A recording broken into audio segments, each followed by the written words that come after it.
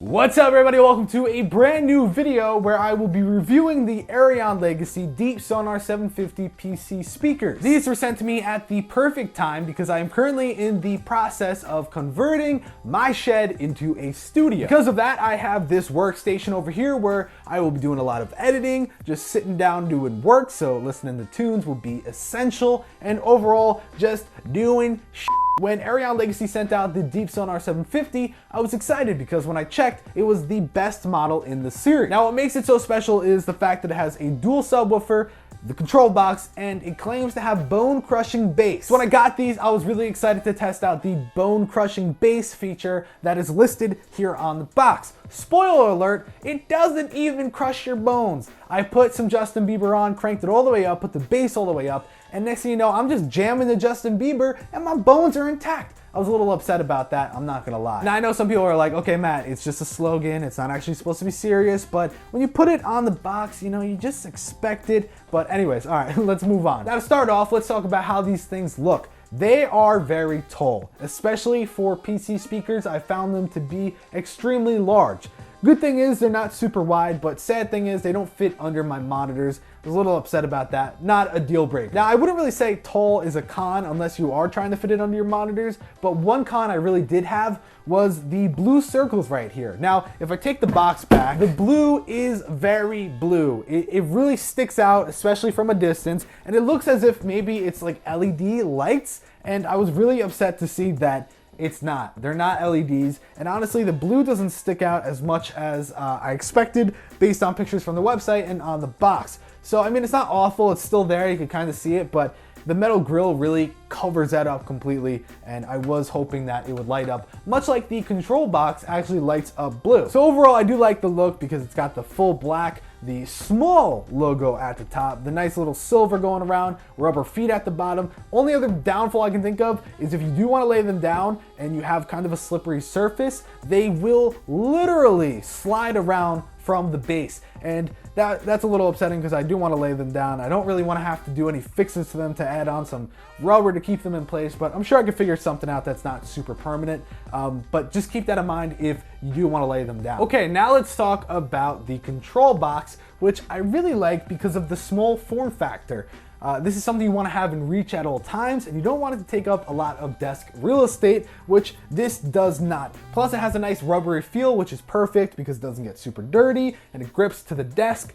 Plus it has that really nice blue LED to indicate that it is on, the one that I thought would be here, but it's not. It does have a separate knob for bass and treble, so for those of you who know how to get the perfect sound, you can do so with those knobs, which is great. Now as far as ports, you get a microphone port, headphones, which is good if you want to switch to headphones instead of using the speakers, which I'll be doing when I edit. And also on top of that, you can plug in a second input. And what's good about it being on the front and being a standard 3.5 millimeter is you can easily plug in something like your iPad, your phone, and it's super easy to plug in because it's right in the front.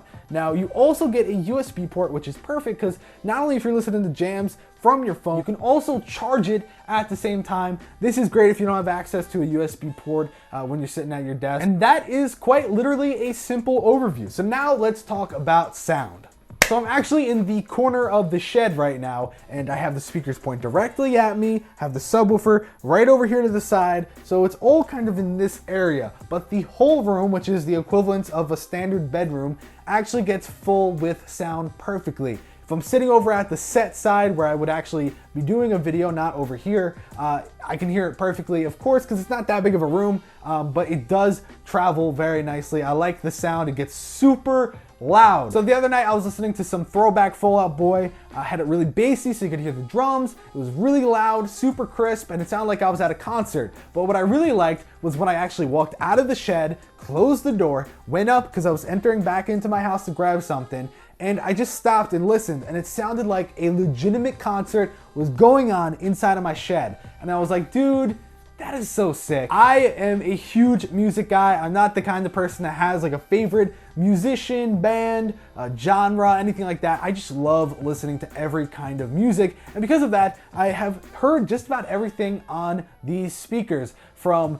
rock, as I was just talking about, down to dubstep, or I don't know, even pop, anything. Literally, I've heard it and it's just been great. Now I do want to make mention that these are only PC speakers, which means they're not gonna get the same sound as, you know, pair monitors. They're not gonna get the same as a home theater setup. They're not equivalent to that. They are PC speakers, which means you literally unbox them, set them up, plug them in, listen to stuff, and that's it. And for that and the price of $150, I do think you get your money's worth. I really do, you know, because we're not all the same when it comes to music. Some people want to have all the crazy equipment to filter the sound and make it sound just absolutely amazing. But for some people, they like the simplicity of plugging things in and calling it a day. So if you're one of those people that just want to get some good sound just for whatever, you know, jamming to some music, playing some games, you should pick these up because for $150, they're not that bad. But if you are looking to go above and beyond, be a sound recording engineer or whatever the hell,